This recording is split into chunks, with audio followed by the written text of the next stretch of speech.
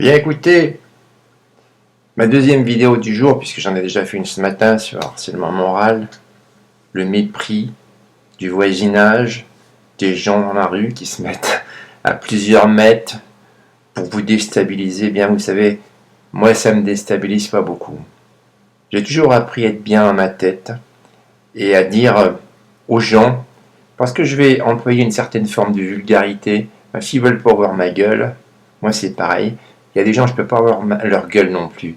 Alors je vais simplement vous expliquer une chose. C'est que dans la relation entre un homme et une femme, ça passe ou ça casse. Ça, c'est une question de magnétisme et on n'y peut rien. Il y a personnellement des gens de ma famille que je ne peux pas voir en photo et qui sont blancs. Donc à ce titre, je ne suis en aucun cas une personne raciste, comme beaucoup de personnes veulent bien sûr le faire passer sur la voie publique. Seulement, vous savez, je suis très bien dans ma peau, très bien dans ma tête, et je peux dire à certains de mes tortionnaires qu'ils peuvent continuer, ils n'arriveront jamais à m'abattre. Jamais à m'abattre, parce que je suis un intellectuel, je réfléchis, je pense beaucoup, et vous savez, le harcèlement moral, c'est pas beau, mais je crois que la vapeur est en train de s'inverser. Et quand mes voisins sortiront dans la rue pour me dire 3-4 fois « Bonjour, bonjour, bonjour », excusez-moi la vulgarité, ces gens, je ne regarde pas, c'est même pas de la haine. Pour moi, ils n'existent même pas, ni dans ma vie, ni dans mon existence. Je suis une personne tout à fait normale, sain, de corps et d'esprit. J'ai servi dans la poste, et ça a déjà commencé à la poste que j'ai été blackboulé pendant de nombreuses années. Et j'avais un certain rejet de la part d'une minorité de personnes origines des départements et territoires d'outre-mer. Et ça, en aucun cas, je ne le laisserai passer. Il est hors de question que je ne dise pas des faits réels. Ces gens-là ne me disaient, je dis bien que certains ne m'ont jamais ni adressé la parole, mais plus humilié. Il en est de même dans mon immeuble.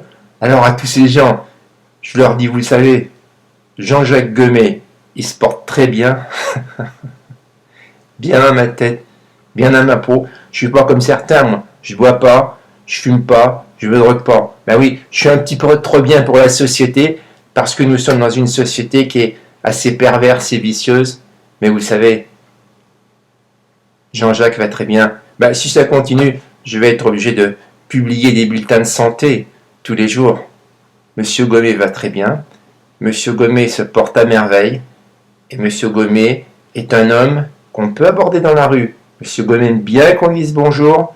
Il aime bien être respecté. Alors quand il sera respecté, il respectera les autres, que ce soit les personnes de couleur, les Asiatiques, les Arabes ou ailleurs. Moi, on ne se fout pas de ma gueule. On ne se met pas le matin dans la rue pour discuter à mon nez. On ne se met pas derrière moi pour dire il fait ci, il fait ça. Alors vous savez, on envoie ça tout doucement, avec parcimonie, mais ça ne me choque pas.